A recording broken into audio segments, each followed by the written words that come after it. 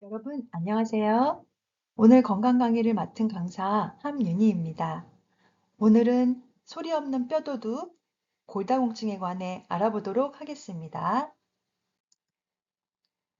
골다공증이란 뼈의 주성분인 칼슘이 급격히 빠져나와 골밀도가 낮아져 구멍이 많이 난 뼈를 말하는데요. 보통 폐경 후 3년에서 5년 동안 골밀도의 소실이 가장 빠르게 일어납니다.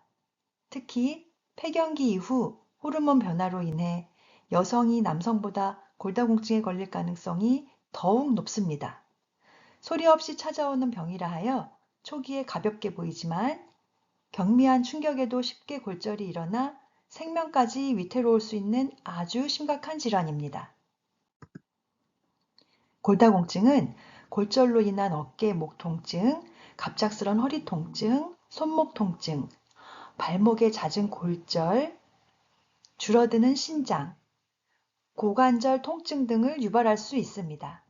뼈의 특성상 초기에는 특별한 증상이 나타나지 않으나 이유 없이 3cm 이상 키가 줄어들었다면 골다공증을 의심해 볼 수 있습니다. 또한 골절은 골다공증의 가장 흔하고 심각한 합병증입니다. 주로 척추와 고관절, 엉덩이 뼈가 잘 부러집니다. 넘어질 때 땅에 팔을 짚으면서 손목의 뼈가 부러지는 경우 많이 보셨죠? 심할 경우엔 허리를 구부리거나 기침을 할 때에도 뼈가 쉽게 부러질 수 있습니다. 70대 이상 환자분들의 경우 고관절 및 척추의 골절이 흔하게 발생합니다. 그럼 골다공증을 일으키는 원인은 무엇일까요? 운동 부족입니다. 적절한 운동은 골다공증 예방과 관리에 매우 중요합니다. 영양이 결핍된 생활 식습관 때문입니다. 칼슘, 비타민 D가 부족한 식사와 일광 노출이 충분하지 않은 경우 뼈가 약해집니다. 폐경으로 에스트로겐이 감소되어 골다공증이 생길 수 있습니다. 항응고제, 항경련제, 갑상선 호르몬제, 부신피질 호르몬제, 이뇨제 등 약물 치료제는 골다공증을 일으킬 수 있습니다. 어머니나 자매가 골다공증일 경우 골다공증이 발병할 확률이 높습니다. 스트레스가 심할 경우 부신피질 호르몬이 과다 분비돼 골밀도 감소로 뼈가 약해질 수 있습니다. 골다공증의 진단은 어떻게 할까요? 골밀도 검사가 가장 필수적이고 중요합니다. 골밀도 검사법은 방사선을 이용하여 우리 몸 특정 부위의 골밀도를 측정한 후 결과를 수치화하여 나타내는 검사입니다. 골밀도 수치가 마이너스 2.5 이하일 경우 골다공증으로 분류합니다. 그럼 골다공증이 진단되었다면 어떻게 골다공증을 치료할 수 있을까요? 먼저 약물 치료입니다. 심각한 골절 시엔 수술을 하기도 하지만 보통 골다공증의 위험이 높은 환자나 골절된 환자에게는 우선적으로 약물 치료가 처방됩니다.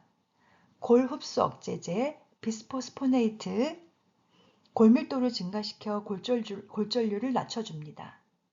부갑상선 호르몬제, 골량을 증가시켜줍니다. 스트론튬은 골 형성을 증가시키는 반면 골 흡수는 억제해줍니다. 이러한 약물이 골다공증의 진행을 늦추거나 골밀도를 증가시키는 데 도움을 줄 수 있고 비스포스포네이트 계열의 골 흡수 억제제가 뼈를 두껍게 만들어주기도 하지만 너무 오랜 기간 장기 투여받으면 뼈를 약하게 만드는 부작용이 생기기 때문에 오히려 뼈가 잘 붙지 않게 된다는 연구 결과가 있습니다. 골다공증 병원에서 전문적인 치료를 받는 것도 필요하겠지만 골다공증에 좋은 음식의 섭취처럼 일상에서 시행할 수 있는 예방이 더 중요하다 할 수 있겠습니다. 칼슘과 비타민 D는 골다공증 예방 및 치료의 중요한 요소입니다. 보통은 시중에 판매되는 칼슘제를 많이 드시는데요. 자마 인터널 메디슨에 따르면 남성이 칼슘 보조제를 복용하면 심혈관 질환이 일어날 확률이 20% 증가한다고 합니다. 칼슘 보조제를 장기적으로 복용을 하게 되면 골절의 위험성이 더 높아지게 된다는 연구 결과가 있고요. 칼슘 보조제로 인한 뇌졸중의 발생에 연관된 연구 결과도 있습니다. 소화 과정에 문제를 줄 수 있는 약물이나 칼슘 보조제를 섭취하시기보다는 몸에 좋은 칼슘 함유 음식을 섭취하시는 것이 가장 안전하고 바람직한 치료법이 될 것입니다. 또한 골다공증 치료에는 반드시 규칙적인 운동이 필요합니다. 운동은 뼈를 강하게 하고 골밀도를 높이는 데 도움이 되기 때문입니다. 적절한 유산소 운동, 체중 부하 운동, 스트레칭, 제자리에서 뛰기 등의 운동을 하면서 골량을 유지해야 합니다. 일주에 2회씩은 약 30분 정도 햇볕을 쬐어 뼈에 필요한 비타민 D를 충분히 합성시켜 주세요. 규칙적인 운동은 선택이 아니라 필수임을 기억하시기 바랍니다. 무엇보다 생활 습관의 개선으로 골다공증을 예방하는 것이 치료보다 더욱 중요합니다. 충분한 수면과 규칙적인 운동으로 뼈 건강을 유지하시고 특별히 건강하고 균형 잡힌 식습관을 유지하는 것이 가장 중요합니다. 특히나 중년층부터는 다양한 뼈 건강 문제에 직면하게 되는데요. 칼슘과 비타민 D가 풍부한 음식 섭취를 통해 충분한 영양소를 공급하는 것만으로도 골다공증 치료와 예방을 할 수 있다고 전문가들은 말하고 있습니다. 골다공증 예방과 치료를 위하여 뼈에 좋은 음식을 알려드리겠습니다. 브로콜리는 시금치보다 칼슘 함량이 4배 많으며 알칼리성 식품인 미역의 칼슘 함량은 시금치의 25배에 달하고 우유보다 13배가량 높다고 합니다. 석류는 여성 호르몬 치료에 도움을 주기 때문에 골다공증에 좋습니다. 두부와 콩류 또한 칼슘 함량이 높은 식품으로서 콩 속에 풍부한 이소플라본은 여성 호르몬인 에스트로겐과 유사한 기능을 하기 때문에 특히 여성 갱년기로 인한 골다공증에 탁월합니다. 홍아씨는 유기백금이라는 성분이 많아 뼈를 튼튼하게 해주고 골밀도를 강화시켜줍니다. 견과류 역시 마그네슘이 풍부하여 골다공증에 좋습니다. 현미, 귀리, 보리 등의 통곡식은 골밀도를 높이는 것으로 알려져 있는데요.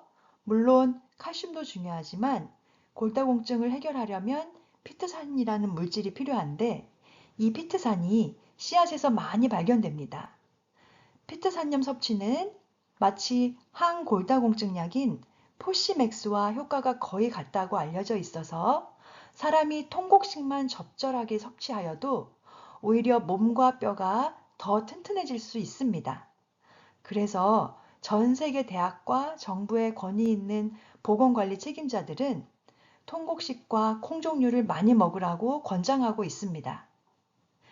이러한 이유로 칼슘과 단백질이 풍부한 현미와 채소 위주의 식단으로 식사를 하시게 되면 뼈가 튼튼해지고 골밀도가 높아지기 때문에 약이 따로 필요가 없게 되는 것입니다.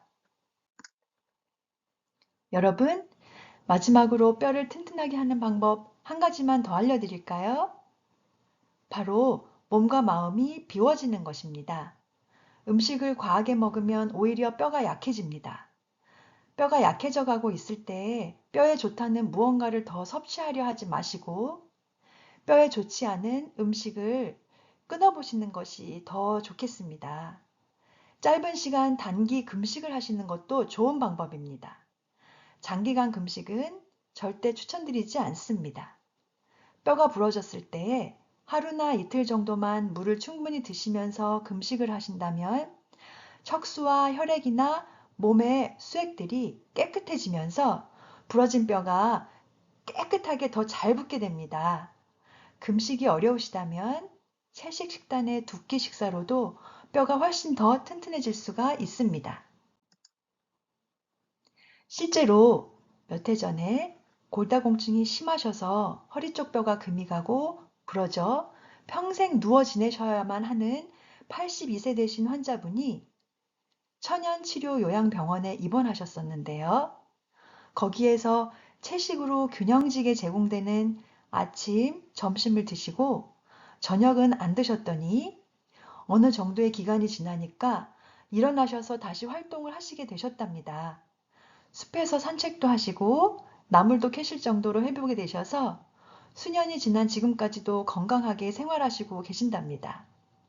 그리고 한 어린아이가 의자에서 뛰어내리다가 뼈가 부러졌는데 의사를 본 이후에 3일을 금식하고 나서 다시 아이를 병원에 데려갔더니 의사가 깜짝 놀라더랍니다.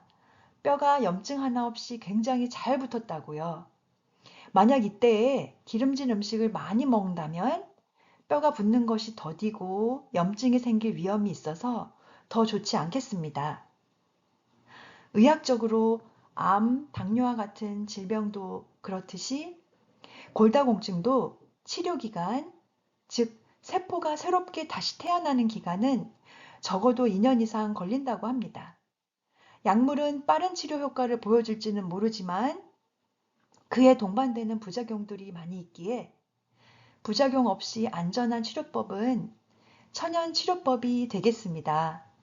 치료뿐 아니라 더 중요한 예방을 위해서라도 적절하고 꾸준한 운동과 몸을 깨끗하게 해주는 균형 잡힌 채식 식단, 그리고 무엇보다 마음의 짐을 모두 치료자 되신 하나님께 맡기심을 통하여 골다공증으로부터 해방되시는 여러분 모두가 되시기를 바라며 오늘의 건강 강의를 마치겠습니다.